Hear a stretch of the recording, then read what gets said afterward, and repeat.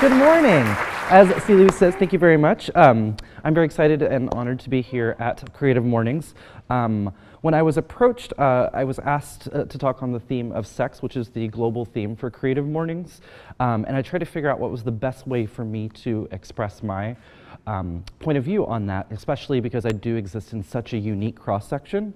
I thought I'd tell you a little bit. I should start my timer because I know how I am. I'll just talk forever. I exist in such a unique cross-section, being a gender illusionist, which I'll explain that phrase in a moment because it's not one that is often used, but it is basically, the best way I know how to describe it is that there are drag queens who are larger than life. They are caricatures of the female form. They are hair to Jesus and eyebrows up to here and huge padding.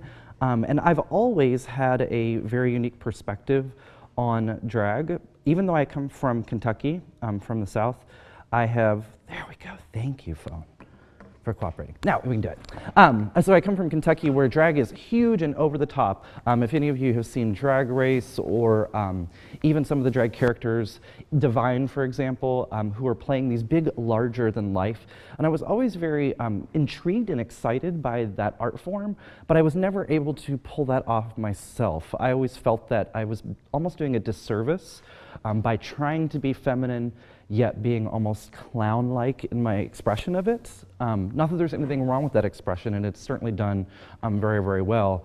But as a young gay boy in Kentucky, that's where we'll start our story. Because that kind of is the root of where that shows the distance that I've come in my perspective of sex and sexuality.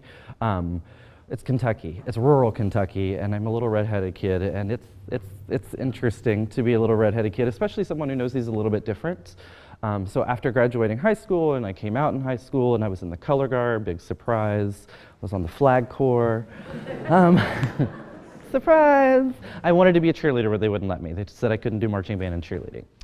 So I found some creative expression there, and also through dance. And then once I got out of high school and I discovered gay clubs and the drag culture, I thought that's something really interesting, and I'd love to be able to figure out a way to become part of that.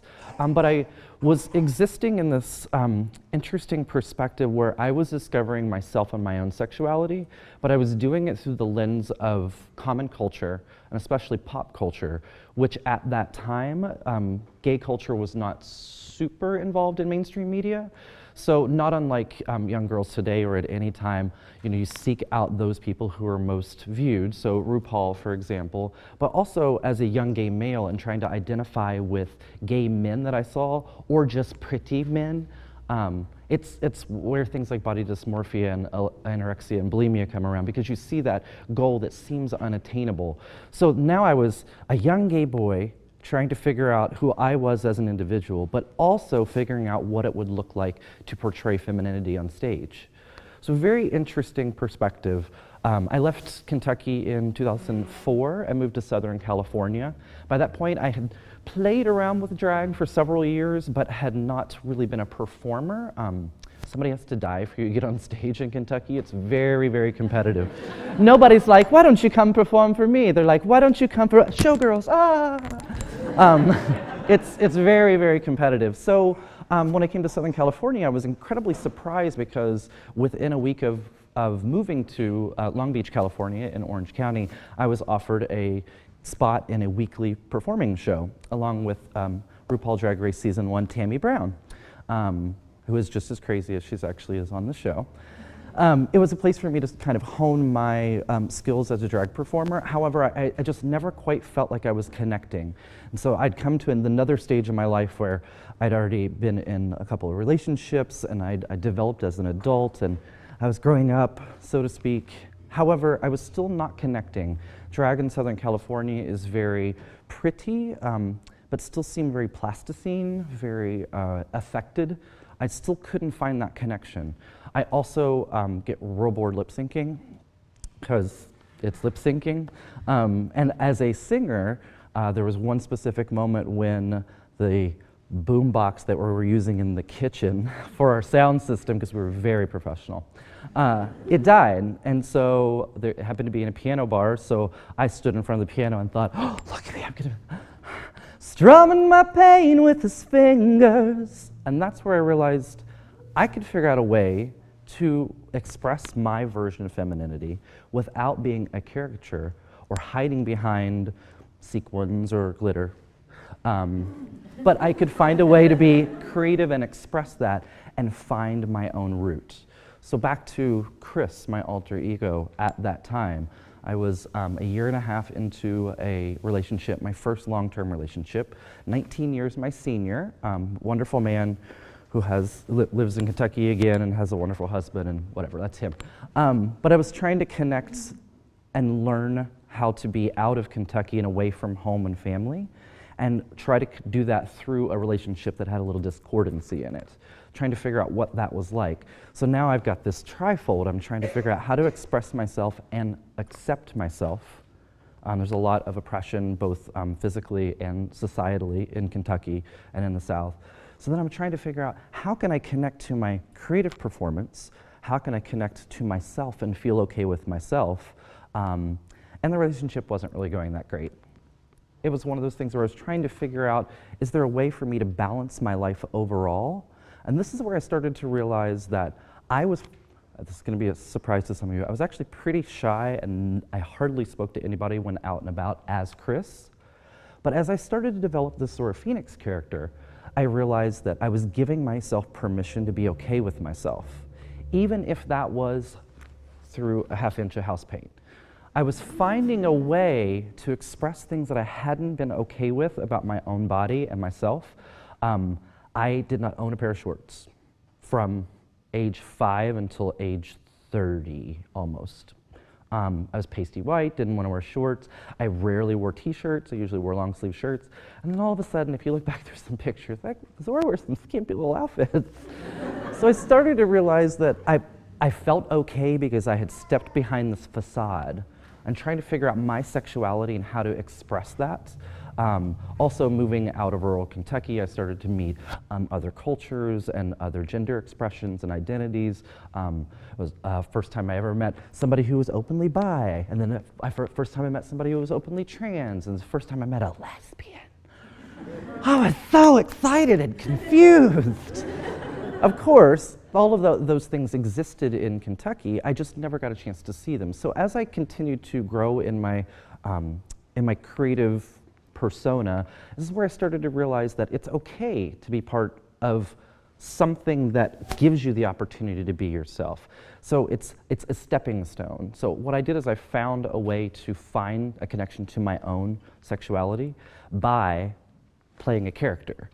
It was the kind of thing where I would sit at the bar and just drink and look around, and why isn't anybody talking to me? Bitsy LaRue, there's a seat in the front row if you'd like. I like to call people out that I know. And then I found that when I was Zora, it was easy for me to walk through a bar and, hi, how are you? Oh, hey. Things that I would never do as Chris. So it became this permanent intertwining of characters. I still see them as very different individuals, but a lot of my friends will attest that there's a lot of Zora in Chris and a lot of Chris and Zora, regardless of what I'm wearing. Because I've started to realize that my own sexuality is not dependent on my outward expression. It's a connection with other people and the way that I choose to connect to them and allow them to be comfortable enough to connect to me. That's a really difficult thing to do, especially in our society, which kind of brings me to Burlesque. In 2007, I moved to Portland. I was like, oh, maybe I'll do a little drag, I don't know, I'm gonna start over, we'll see how it goes. I immediately started doing drag. It's an addiction. And shortly thereafter, I was asked to MC a burlesque show. Never heard of burlesque, didn't know what it was. It was called Best of Our Burlesque Show. It's in September of 2008. It was at the then Burbati's Pan, and featured performers from all over the nation. I didn't know they were a big deal. Turns out they were kind of a big deal. Indigo Blue, who has been, not Miss Exotic World, Queen of Burlesque. It featured La Cholita and the Rubenesque girls from Oakland, and I Have a Handful and Inga Ingenue, names which probably don't mean anything to you, which was the same situation that I was in. I didn't know who these people were. I did not understand that they had already been in the burlesque community and had experienced what I was about to experience, because as I emceed this art form that I had not seen before, I was astounded at the empowerment. I'm going to word this very carefully, but a lot of people probably understand what I'm saying.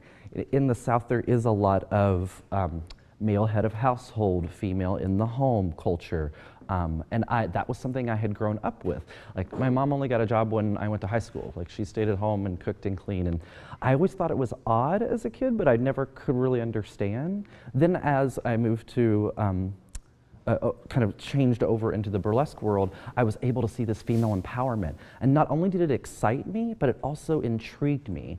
I wanted to know more about what in burlesque and the art of striptease that gave people the power. And I say people because at that time I thought it was only females, and then come to find out later that it's all gender expressions. What was the power? What was causing the ability for allowing them to self-empower, to get on stage and to take their clothes off? And what was that stripping, that removal of clothes, what was the focal point for the performers?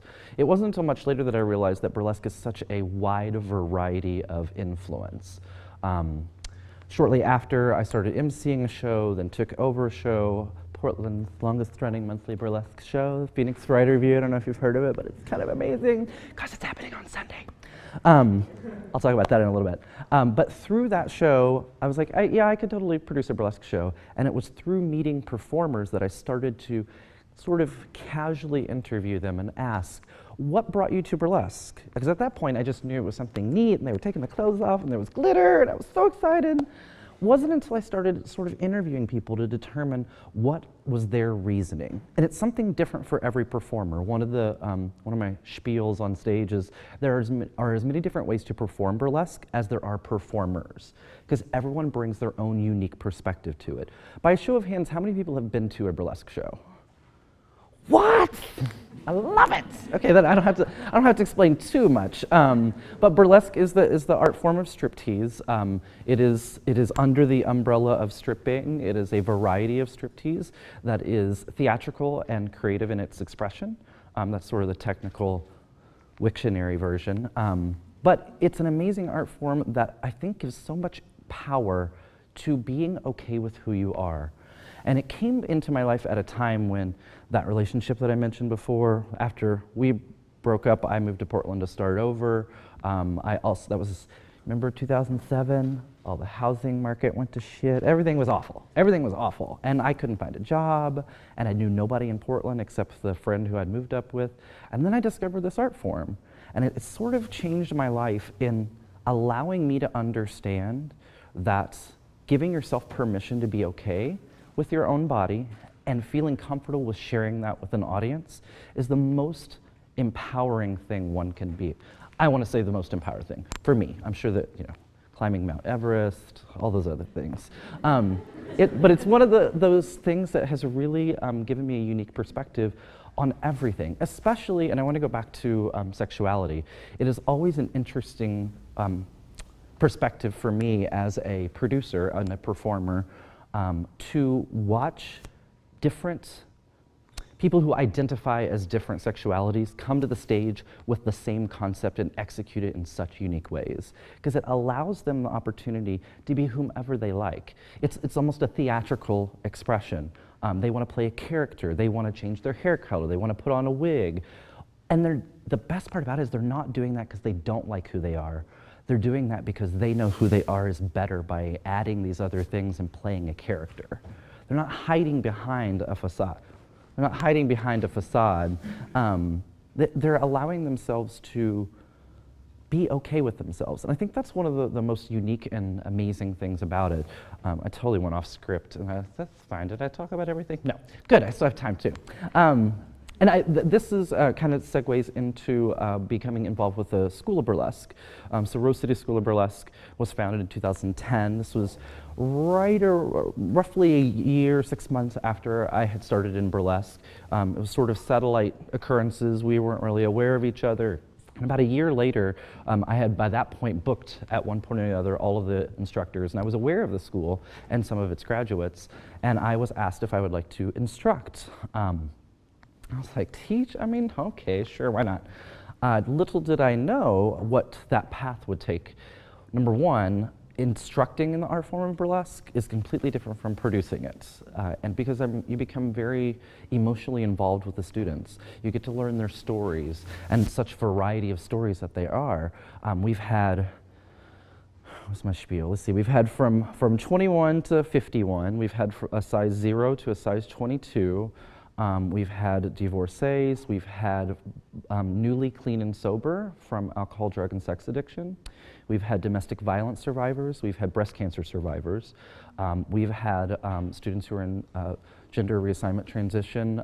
We've had a little bit of everything, and watching them bring their history to come and learn about striptease. Not all of them are there for the empowerment portion of it. Some of them saw that awful movie with Christina Aguilera and Cher and thought that that's what they were going to learn.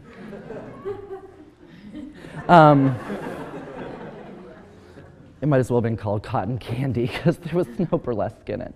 But I'm thankful for the movie and for all the influences. Some people are familiar with the more classic, like Gypsy Rose Lee, or so even farther back, Mrs. Henderson Presents is a fantastic movie that talks about some of the start in burlesque. There's an incredible documentary available on Netflix called A Wink and a Smile that is about the Academy of Burlesque out of Seattle with Miss Indigo Blue and some of those students. And I've had the pleasure and honor of working alongside and working with those individuals. So a lot of people have seen burlesque here and there, but a lot of people didn't really realize what it is. And as these students come, I get to learn their backstory. I mean, not unlike any other instructor. I get to learn their backstory, and then I get the incredibly powerful position to help guide their journey. Give them the opportunity. Do they want to be pretty and dance on stage? Perfect, let's do it. Is there something a little more specific? We had a student recently who was a female bodybuilder and had completely lost touch with her own femininity because in her work, she was required to be what would be classified as masculine, to be butch. Like, she had to be very muscular, and she'd forgotten what it was like to feel pretty. So trying to find that position for that student has become not only an amazing gift and an opportunity, but it's also provided me with a unique perspective and then introspection. I'm looking at my own journey and figuring out, what am I doing and why am I doing it? Because that's what I have to ask them. What have you brought to the school, and what would be something that you would like to take out of the school? I try to do this in the workshops, I try to do this in the school, because the art form of burlesque is unlike, it's theatrical, but it's unlike theater in that it requires you to feel comfortable enough to connect to the audience. 99% of burlesque is going to be looking out across the audience and finding somebody and connecting to them and giving them a little. It's not theater where you're just tossing lines out. I'm not dissing theater. But it requires you to be comfortable enough. And finding that power in your own body is such an amazing, amazing gift for you to give to yourself. I'm not saying that everybody should go take a burlesque class. There are cards on your way out at the front. But I think it's something that's really interesting, especially in a city like Portland. Be uncharacteristically honest and self-effacing that I worked very hard to create a community and a culture in Portland around burlesque. We, as a city that has more strip clubs per capita than any other in the nation, we have I hesitate to use the word stigma, but we have a preconceived notion. A lot of people think they know what burlesque is. And then when they come, they realize has so much theater and glitter and sparkles and rhinestones and fringe and yay, it's all these other things. And it's usually not until somebody comes to a show or two or three before they start to be able to see through that layer, because we do that to be pretty and sparkly and have fun and be very clever and bring these concepts to the stage. However, it's all about being supportive of one another, especially in a community today where Target photoshops an arm too long because that's what looks sexier, or JCPenney cuts off half of a girl's cheek because that's what makes her face look better. Those are Photoshop disasters, but it's an underlying issue that we're taking away what's naturally beautiful in there so that it looks good on a catalog. And burlesque is amazing about that because we welcome all sizes, all genders, all colors, all creeds, all expressions, all heights, all ages. There should be a space for everyone to feel beautiful, and burlesque is certainly one of those spaces. I have felt so incredibly thankful to have found this art form and allow it to sort of change my life. And it's hard when you're in the midst of it. As of the last class, I think I have 97 children through the School of Burlesque, I think. It's hard to keep track sometimes. So it's a sneeze and another one comes out. Because we have classes of anywhere between 6 and 16 at a time. Our last couple of classes have been quite large. Our last class, which graduated on March the 23rd. And it was also our first class where we had 3 Burlesque students. So Burlesque was throwing me a whole new thing. Burlesque is not only the name of the art form, but is often short for goddess burlesque. We all sort of have this feeling that there's this glittery, sparkly, throwing confetti at you spirit that says, you don't feel challenged in your art form yet. Let me give you something else. Not unlike life, if everything's going well, okay, let's get you challenged. So I had some Burlesque students. Well, that's a completely different expression. However, it's not as if men are immune to not feeling good enough, or sexy enough, or pretty enough. And we went through a little of that in our class, and it was a very powerful thing to experience, watching these gentlemen from very, very different backgrounds. One who was a classically trained dancer, who was this big around, who was 22, to a photographer who'd never been on stage, who was a much bigger fellow, who wanted to figure out how to feel okay with his body, to somebody who it turned out had, he was what they call gay fat. So he was thin, but to the bitchy queens, he was a heavier gay boy. These are all his words, because he was stacked and looked amazing, but I would never have guessed because he masked himself. All of them did. And then come to find out that the tiny little guy, the reason he was in dance is because that's what kept him fit, and that's what made him feel like he was sexy. And connecting to each of these students, whether it be Burlesque students or Burlesque students, and finding out what their root is, not that Burlesque is therapy, although it quite often is, especially in the expression of it on stage.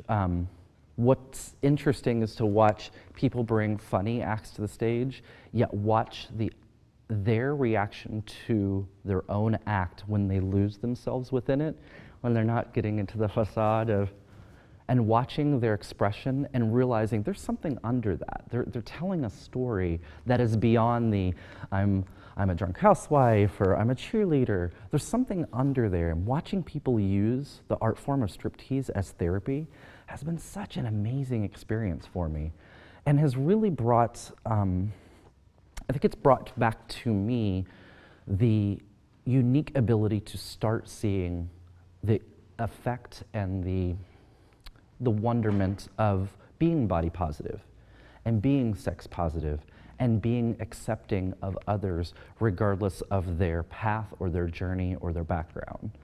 It sounds like a really broad statement, or maybe a grandiose statement, but burlesque has really changed my life. It's allowed me to be more open with people who, by virtue of being different from me in the past or in other circles, I might have been scoffed at or by, just because they were completely different expressions of socioeconomic status, or political status, or color, or gender, or age, or circles, or cliques, and finding the ability to allow them to be who they are has allowed me to welcome other people into my life. People who've changed my life. The burlesque community has brought some absolutely astounding people. I'm not going to get into that because then I get all teary, because it's an amazingly connected community. It's also a community where anybody of you who've ever been in the performing arts know that there's generally an undercurrent of competition, a la showgirls. However, in the burlesque community, everyone is so incredibly supportive of one another, almost eerily so.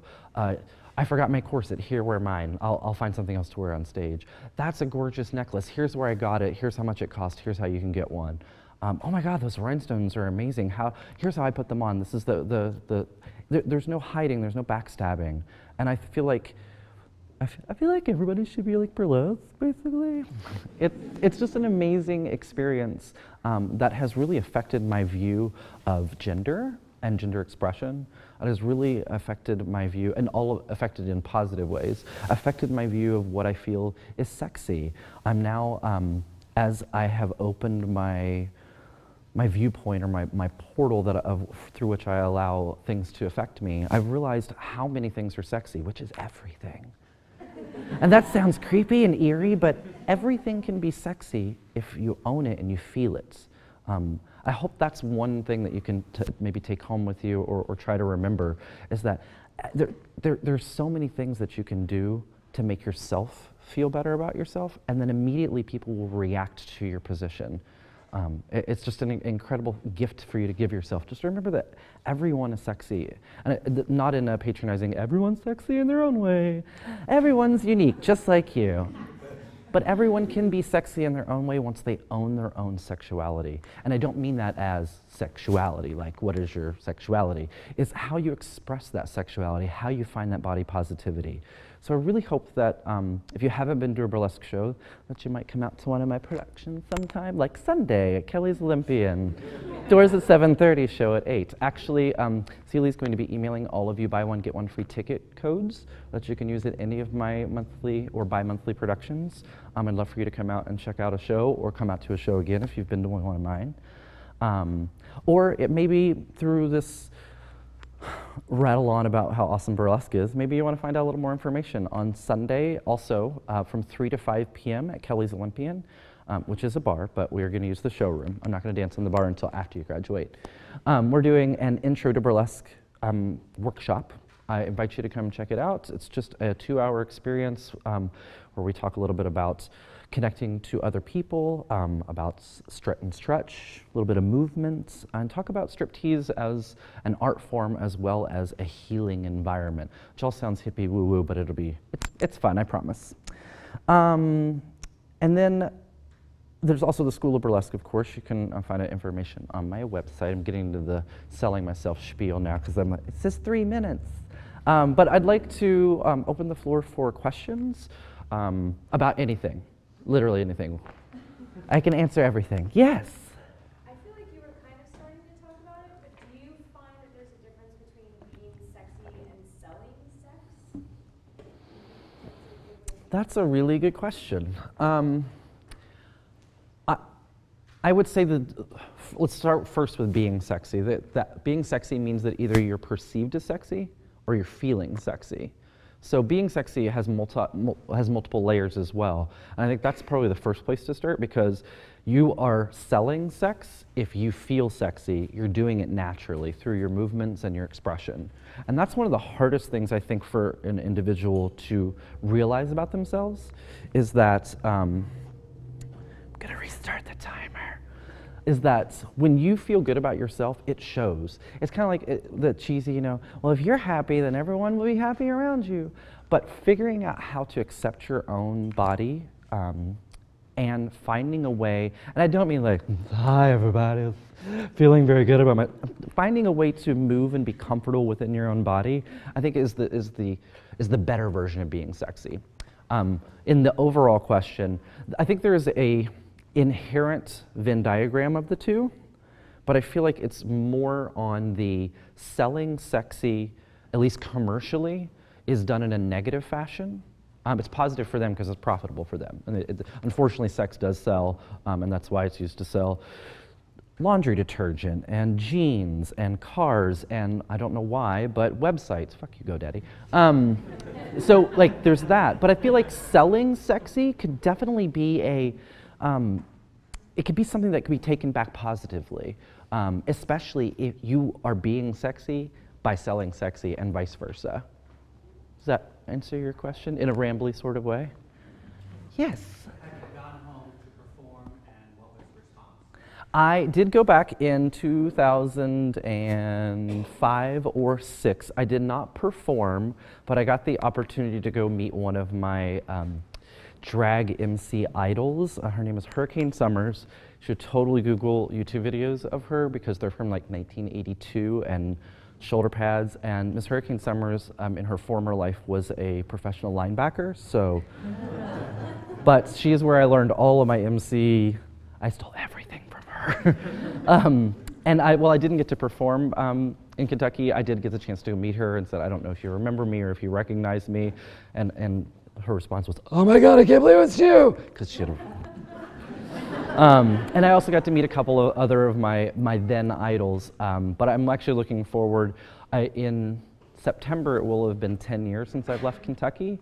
And I'm kind of excited to make a trip back sometime in the next couple of months and be all like, what? So, yes. So, I'll keep you posted. Follow me at zoraphoenix.com. Other questions? Yes, you kind sir in the front, who I do not know. I did not ask to ask questions. Has the confidence of Zora kind of bled over into Chris now?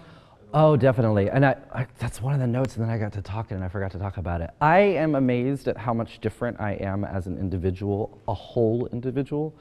Zora has taught Chris so much, not only about being sexy and how to sell sex, but also how to be positive about oneself. And it's amazing professionally, romantically, socially, how much that has really given me, and I don't want to say an edge, but has given me the opportunity to grow myself. And then at the same time, as I'm feeling comfortable, I feel like it's always a healthy thing to, once you start to coast on your comfortable ride, you stop and look back at yourself and realize, are there things that I want to improve? What would I like to be even better at? And that is something that the OCD Virgo Chris would have never done before. We would have done everything by the book and perfect, but you can do the same math problem over and over again. You're not learning anything. You're not getting better.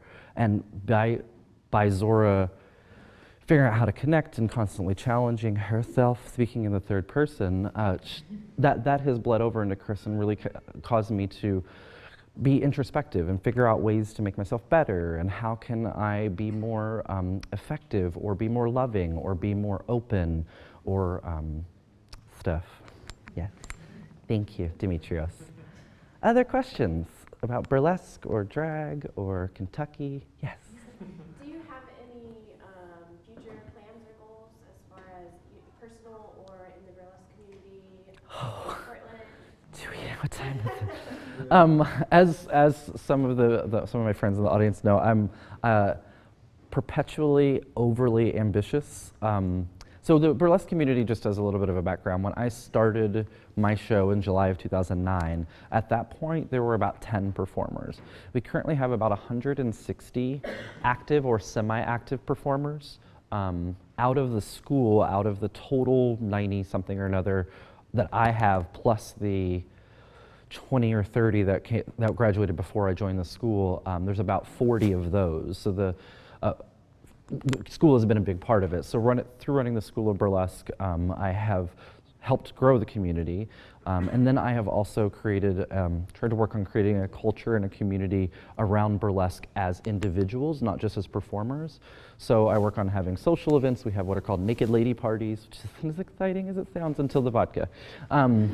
It's where you bring articles of clothing, preferably costuming, that you aren't using, aren't going to use, or don't want anymore, and then you swap with other performers to find things that you like. I try to work on providing peer review, which is the opportunity to get in front of just your burlesque community and perform an act and receive feedback. But for future goals, one of those, if you go to burlesquepdx.com, you can buy our new t-shirt, which says burlesque equals strip tease, with the T's in pink and emphasis.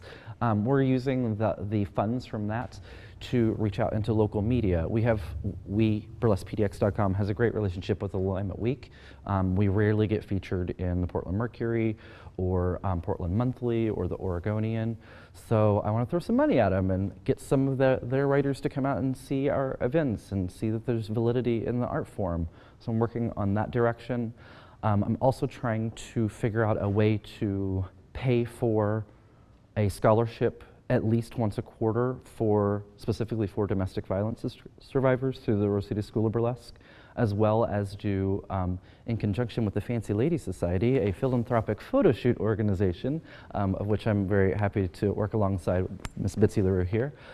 We're trying to figure out ways that perhaps we could do makeup for those who recently have lost their hair for cancer, or reach out into the community and figure out less of the striptease and more of the burlesque love and how to spread that into the community, among a whole bunch of other things. I'm also very proud and honored to teach at the National Burlesque Convention for the last several years, and through that connecting with performers from all over the world to bring them to Portland, which helps tourism. You're welcome, Portland. So there's lots of things that I'm super excited about bringing to the community, and trying to find ways to reach out, because I know that burlesque is a very healing art form, but still figuring out ways to connect to those people who haven't learned that lesson or haven't been exposed yet. Thank you for the question. Yes, you and then you. Have you studied much and do you teach much about the history of burlesque? We do, yes, and we try to be very careful about the way we structure the class, because we want people to understand that, and I could go into a whole spiel, but what we are teaching through the Rose City School of Burlesque is neo-burlesque, meaning it is usually pop music or top 40s, or it's Styx or Journey. Like it's not classical music. It's not da da da da da da. It's newer music with newer movements, often telling a specific story, whether it be satirical or a parody or some format. So we start our class structure, our curriculum, with an entire class that's devoted just to the history of burlesque, starting off with Lydia Thompson in the 1800s, who was the first female performer to wear pants on stage. And it was so scandalous. And then the structure all the way through, we talk about a little bit about Little Egypt, the connection and cross-section between burlesque and belly dance, which is one of our sister art forms.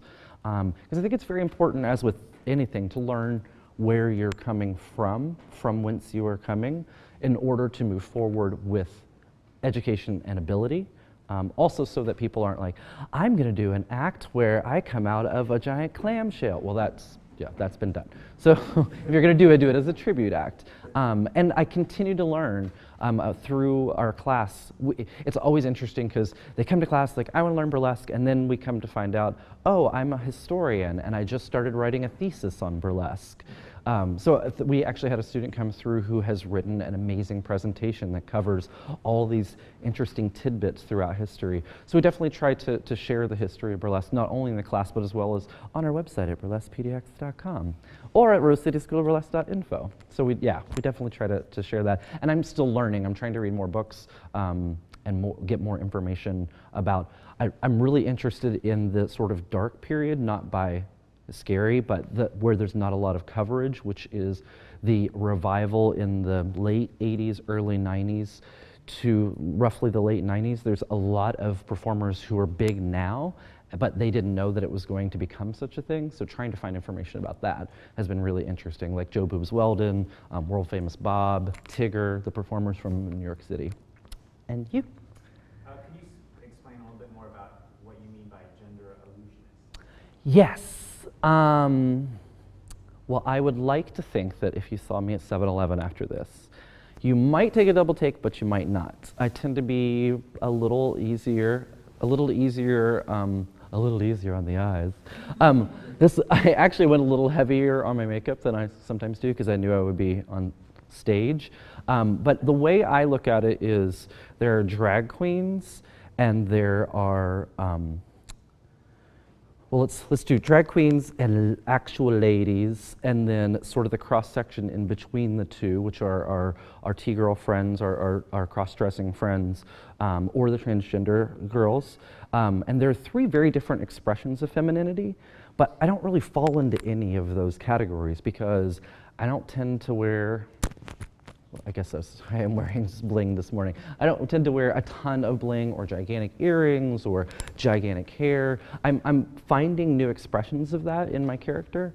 The way I look at it is kind of go back as what I was saying earlier. A lot of drag, I feel, is a caricature of the female form, and I just have so much respect for the female form, especially now that I've been part of burlesque. And I think that that has led me into this expression of my character, which is less parody, more homage.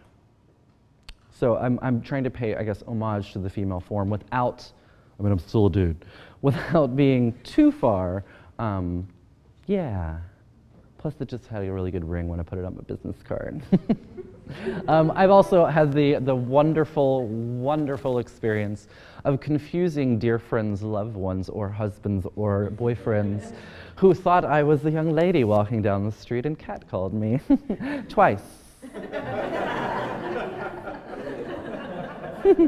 I like to think of it as blurring the lines. Another part of that is the drag community is very firmly rooted in the performance part, where I like to think that as I was walking around and mingling between you guys, I don't necessarily look out of place in a group of individuals, so I'm less focused on the performance part of it. It's kind of like that line from Drop Dead Gorgeous, honey, you don't need to, with talent like that, you don't need to hide behind sequins. So I try to, instead of putting a ton of face on, try to sell it, which is a challenge to myself.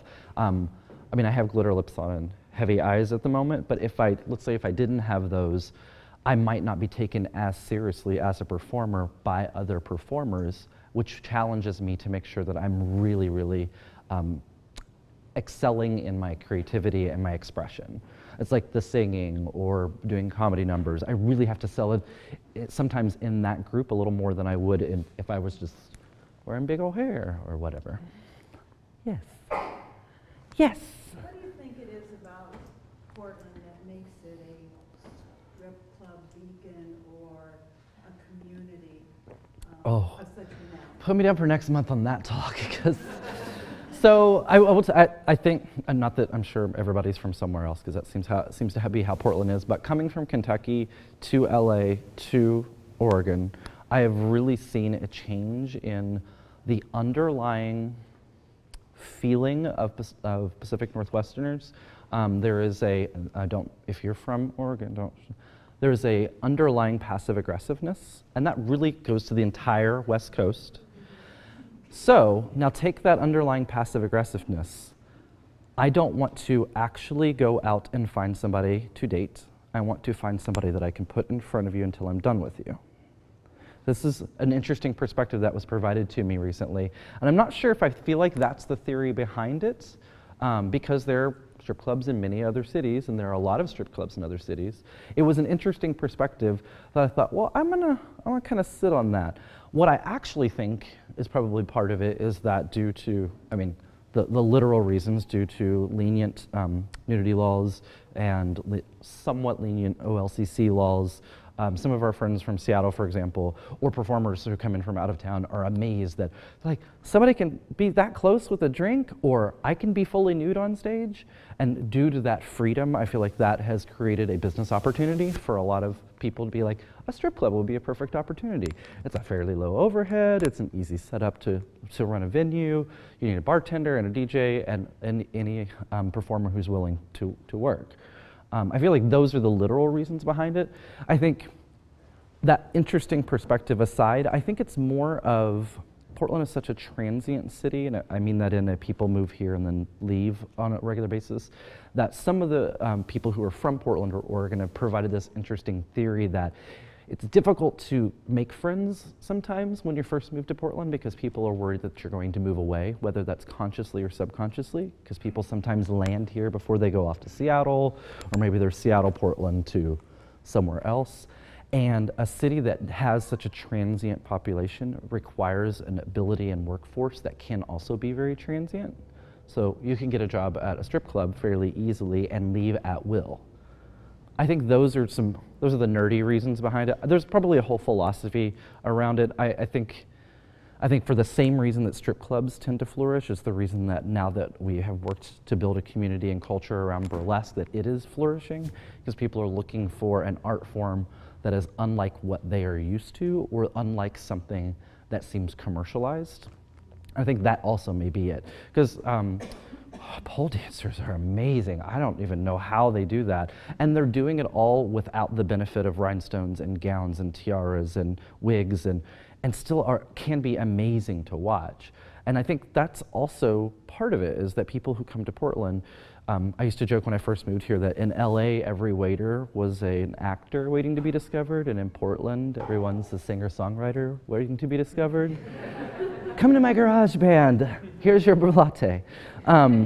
And I feel like that because there are so many creative individuals here, a lot of people are looking for a creative expression, especially if they have the physicality with which to do so.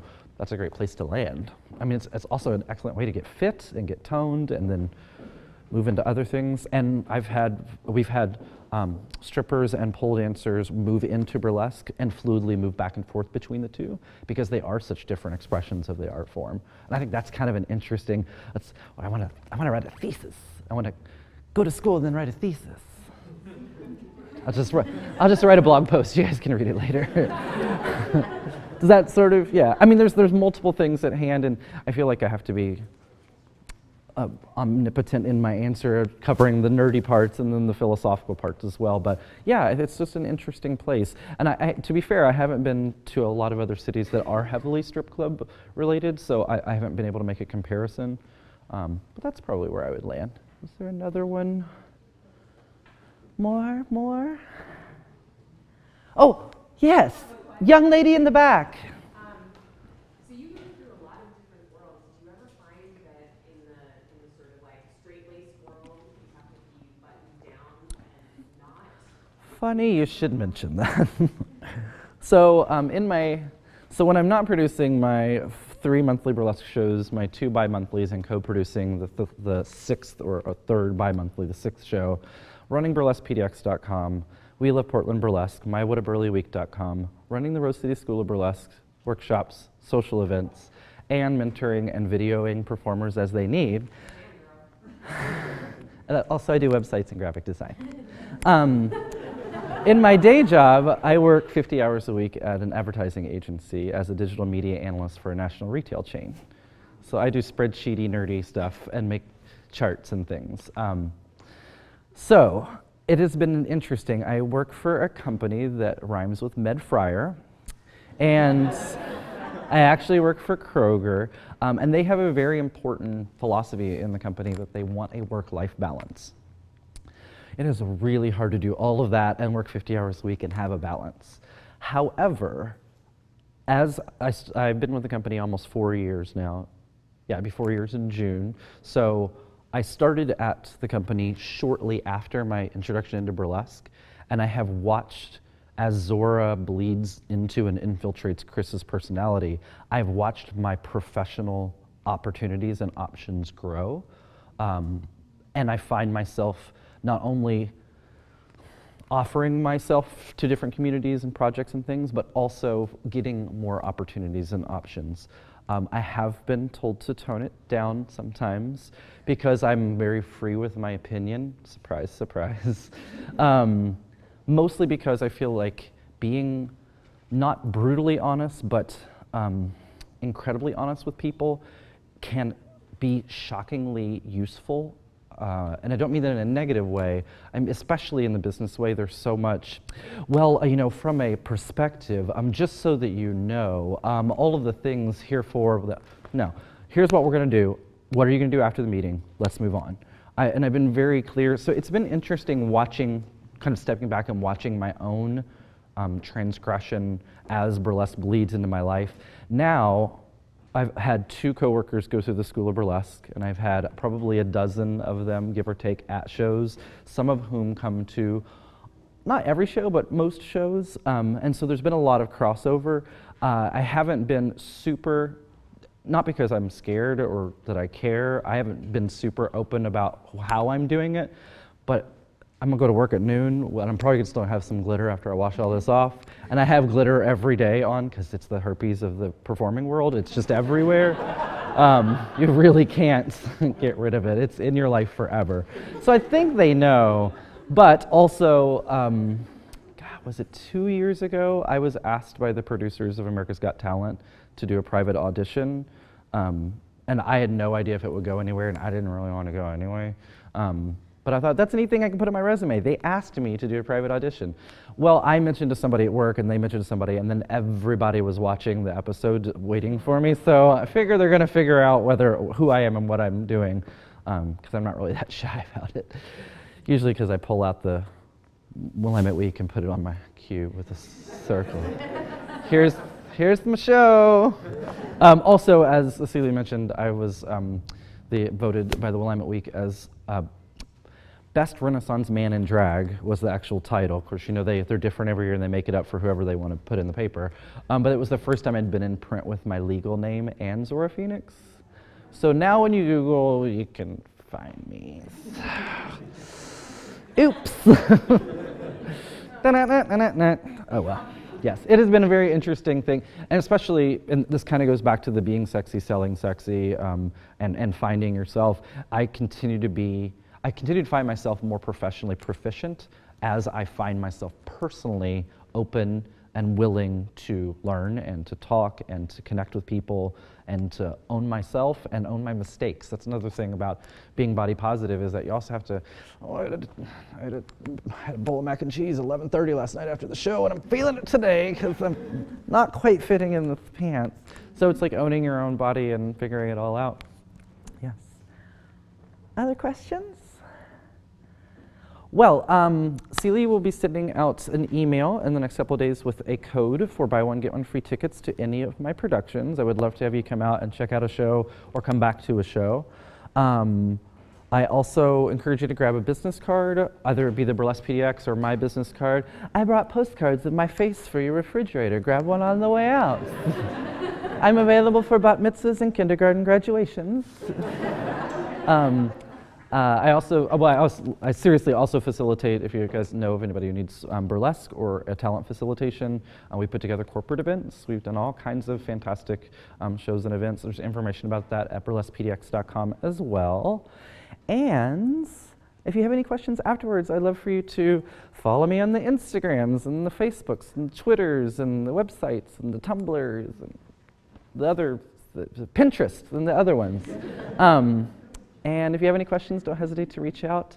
And I'll end the same way I end all of my shows. I'm going to ask two favors of you. Number one, I know I already asked you to come out this morning and hear me talk and sit and be quiet and laugh and all those things. But number one, if you enjoyed what you heard today, and I hope you did, make sure you tell somebody about Creative Mornings. Send them to creativemorningspdx.com, right? creativemornings.com/pdx, sorry. Or go to Zora Phoenix or burlesquepdx.com and tell somebody you heard somebody talk very passionately about burlesque and the art of striptease. That's all I really ask, is I call that spreading the gospel of glitter. It's such an important and incredible art form that we can only do it through other people's helps. We're just performers and producers. We can get on stage and shake our stuff as much as we want, but if there's nobody there to watch, it kind of defeats the purpose. And number two, as you're on your way out, why don't you ask somebody what they thought about the event, and then go on Twitter and hashtag it. Ta-da! Thank you. Thank you.